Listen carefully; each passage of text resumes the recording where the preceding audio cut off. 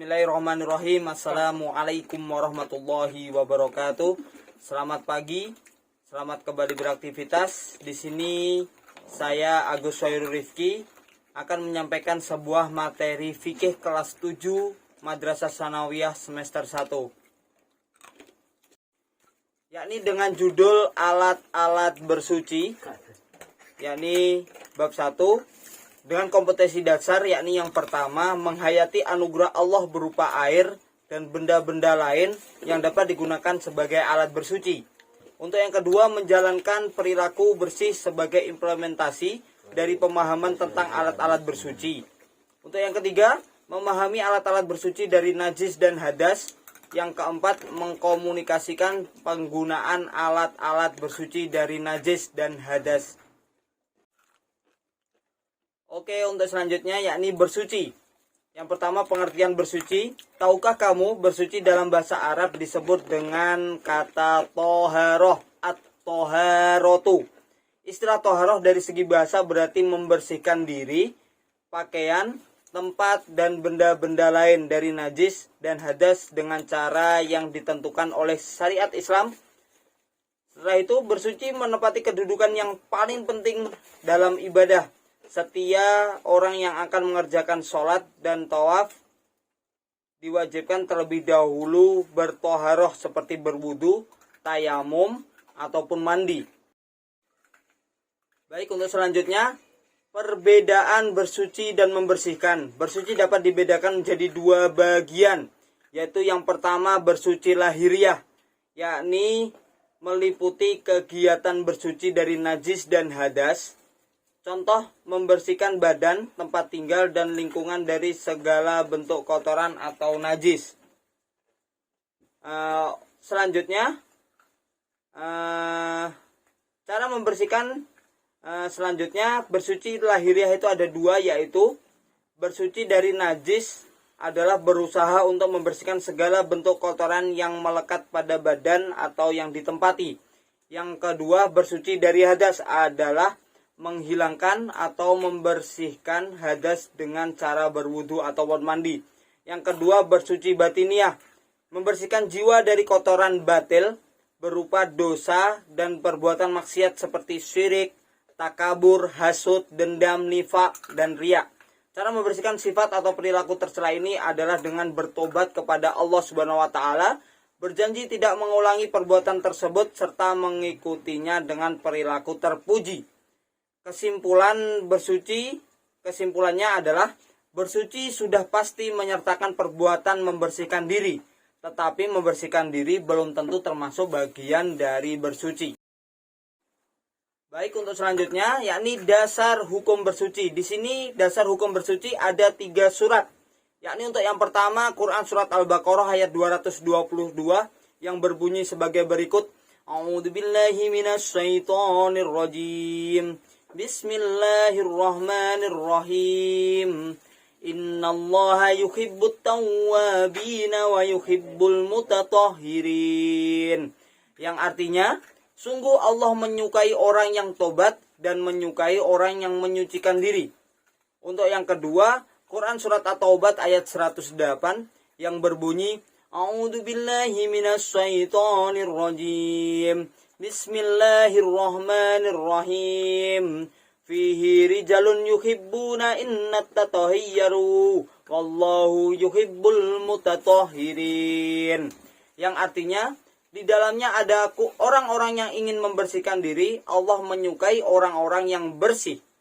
Selanjutnya untuk yang ketiga, Quran surat Al-Maidah ayat 6 yang berbunyi sebagai berikut. A'udzubillahi minasyaitonirrajim. Bismillahirrahmanirrahim.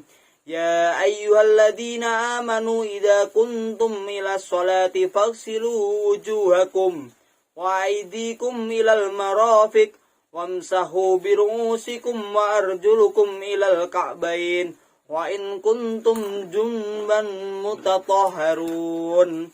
Yang artinya, wahai orang-orang yang beriman, apabila kamu hendak melaksanakan sholat, maka basuhlah wajahmu dan tanganmu sampai ke siku, dan sapulah kepalamu dan basuh kedua kakimu sampai kedua mata kaki. Jika kamu junub, maka mandilah. Itulah dasar-dasar hukum bersuci, yakni ada surat Al-Baqarah, surat At-Taubah, dan surat Al-Maidah. Oke, untuk selanjutnya air untuk bersuci. Di sini yang pertama yakni ada air hujan. Air hujan adalah air yang berasal dari uap air laut kemudian membentuk awan dan pada ketinggian tertentu akan membentuk kristal es lalu berubah menjadi butiran air dan jatuh lagi ke bumi. Dalam Quran surat Al-Anfal ayat 11 dijelaskan, A'udzubillahi minasyaitonirrajim. Bismillahirrahmanirrahim. Wa yunazzilu 'alaikum minas sama'i ma'ul liyutahhirukum bih. Yang artinya Allah menurunkan air atau hujan dari langit kepadamu untuk menyucikan kamu. Selanjutnya yang kedua ada air dari mata air. Yakni air dari mata air adalah air tanah yang keluar dengan sendirinya ke permukaan tanah yang tidak terpengaruh oleh musim. Yang ketiga yakni ada air laut. Air laut adalah air yang berada di samudra. Air laut dapat digunakan untuk bersuci. Berdasarkan hadis dari Abu Hurairah radhiyallahu anhu, ia berkata, seorang laki-laki bertanya kepada Rasulullah SAW, wahai Rasulullah, kami berlayar mengarungi lautan dan hanya membawa sedikit air. Jika kami menggunakan untuk berwudu, kami akan mengalami dahaga. Bolehkah kami berwudu dengan air laut? Rasulullah SAW menjawab, huwat tahuru ma'uhu jillul maitatuhu. Air laut itu suci dan bangkai yang terdapat di dalamnya halal dimakan. Hadis riwayat Bukhari, Muslim, Abu Dawud, Tirmidzi, dan Nasa'i. Untuk yang keempat yakni air sungai adalah air yang mengalir di sepanjang sungai secara terus-menerus. Contoh air pada aliran sungai Solo, Brantas, Citarum, dan masih banyak lagi. Setelah itu untuk air yang kelima yakni air sumur. Air yang terdapat pada lubang atau galian dengan kedalaman tertentu. Dalam hadis juga dijelaskan, innal ma'at tahuru la yunajjisuhu syai'un. Artinya sesungguhnya air atau sumur atau bidoah adalah suci, tidak dapat dinajiskan dengan suatu apapun. Hadis riwayat Ahmad, Abu Daud, Tirmidzi, dan Nasa'i. Yang selanjutnya yang keenam air es atau air salju. Air es atau salju adalah air yang berasal dari butiran uap air berwarna putih yang membeku di udara dan jatuh ke bumi akibat temperatur udara di daerah itu berada di bawah titik beku. Untuk selanjutnya yang terakhir yakni air embun. Air embun adalah air yang berasal dari uap air yang menjadi titik-titik air, contoh butiran air yang ada di dedaunan di pagi hari. Selanjutnya, air suci tetapi tidak menyucikan. Yang pertama air buah-buahan atau disebut air kelapa. Yang kedua air yang dikeluarkan dari pepohonan disebut dengan nira atau nira.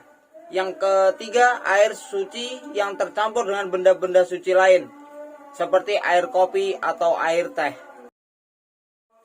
Baik, selanjutnya benda-benda bersuci selain air, yakni benda padat yang dicontohkan yakni batu.